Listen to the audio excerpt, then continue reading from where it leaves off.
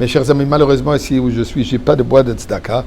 Alors, je vais dédier quelques pièces pour la tzedaka. Mais s'il vous plaît, vous, là où vous êtes, j'espère que vous pouvez trouver une boîte de tzedaka. Mettez quelques pièces. Et si vous pouvez, ajoutez une pièce pour moi aussi. De manière que nous le faisons tous ensemble. La mitzvah ensemble. La prière ensemble. Et une pensée. Vous savez, il raconte cette petite anecdote. Une famille qui habite depuis des générations. C'est une ferme canadienne, près de la frontière de North Dakota, frontière américaine. Carrément, la frontière passe à côté de leur ferme. Des générations qui sont là-bas. Et cet endroit est toujours une dispute entre les États-Unis et le Canada. La frontière exactement l'est où? Pour l'instant, elle était toujours considérée canadienne. Un jour, lettre officielle arrive et le jeune homme se tourne vers la grand-mère qui vient de fêter 90e anniversaire de sa naissance et dit « Écoute, il y a ici une lettre officielle où les deux gouvernements canadiens et des États-Unis sont arrivés à une entente qu'en réalité, notre ferme est sur le territoire américain. Mais étant donné que nous habitons déjà ici depuis des générations, nous avons le droit ou d'accepter ou d'objecter. Alors qu'est-ce que tu penses, toi qui es matriarche de la famille? Elle dit, sans hésitation du tout, absolument accepte qu'on passe aux États-Unis. Quoi, tu veux complètement ignorer le Canada? Il dit non, j'en ai marre des hivers canadiens. Je préfère aller aux États-Unis. Je pense à cela. Je me pose la question. Et je suis sûr que vous, tout le monde se pose la question. Personne. Comme des personnes honnêtes. Personnes justes. Qu'est-ce qui est arrivé avec ce monde? Un antisémitisme effrayant qu'on n'a pas vu depuis le temps des nazis. Des juifs se font poursuivre et s'attaquer partout dans le monde.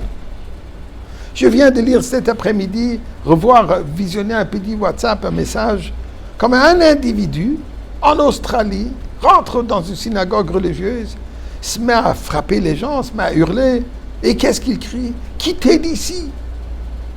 C'est pas votre pays! Lui-même, il vient de l'Afrique. La semaine dernière, finalement, l'arche terroriste, je ne vais même pas mentionner son nom, quelqu'un qui a du sang de milliers, de centaines, et qui sait ici pas plus, de personnes qui coulent sur ses doigts, qui vit dans le luxe à Qatar, sur l'argent bien sûr qu'il a volé de ses concitoyens palestiniens, gazaouis. Personne, si on peut m'appeler ça une personne, regardez la télévision avec les images d'octobre 7, comme on kidnappe des personnes, on tue, on décapote, on brûle des bébés vivants, mettre dans des fours. Lui regarde tout ça. Il est en train de rire et de remercier ce que lui dit Dieu.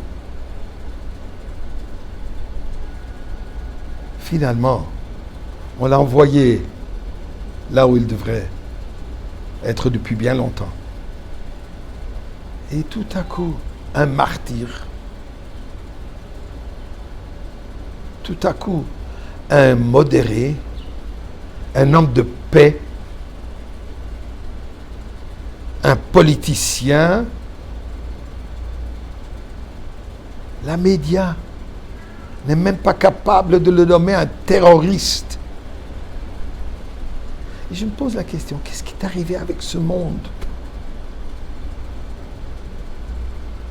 Tellement vite, ils ont oublié. Eh bien, je crois avoir la réponse. Qu'est-ce qu'ils nous disent partout à travers le monde?